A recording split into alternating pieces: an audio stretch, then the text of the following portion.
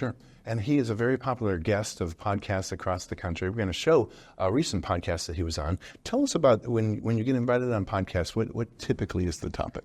Typically, the topic's about fractional HR. The community is still learning what we do, how we do it, and why we do it. I think the journey is just educating them to understand you don't need a full-time person.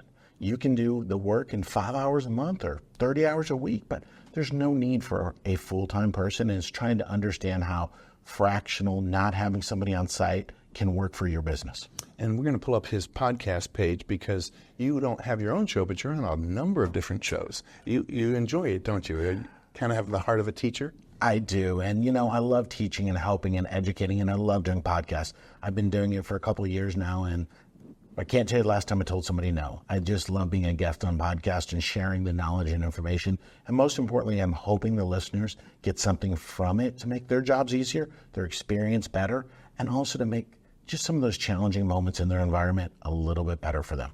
You started to tell me a story right before the show started about a distribution company you helped one time. Yeah, Jeff, we have some great customers, and we've had some great customers. Really, the best experience I'd love to share is this distribution company that really, they invited us in. They had no HR structure. We came in, we built out the entire people structure. And really, the most important goal for us was to allow them to get back to what they're good at. And it wasn't building policies, procedures, handbooks, rules, regulations, compliance.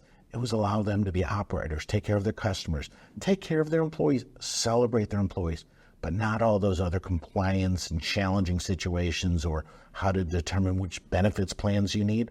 That's not for an operations leader. Let us take it for you. We'll do it. We know how to do it. We've done it hundreds, if not thousands of times. Absolutely. And you work with companies, you specialize in companies from 5 employees all the way up to 500 employees. So if you were a mechanic working on a car, typically you open the hood and you know exactly where to look first. Mm-hmm. In most small businesses, where do you look first?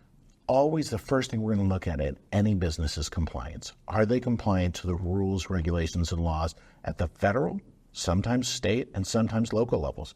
There are some states out there today that get to be very challenging: California, New York, Illinois, Colorado, and other states that are coming out with individualized state laws and municipalities.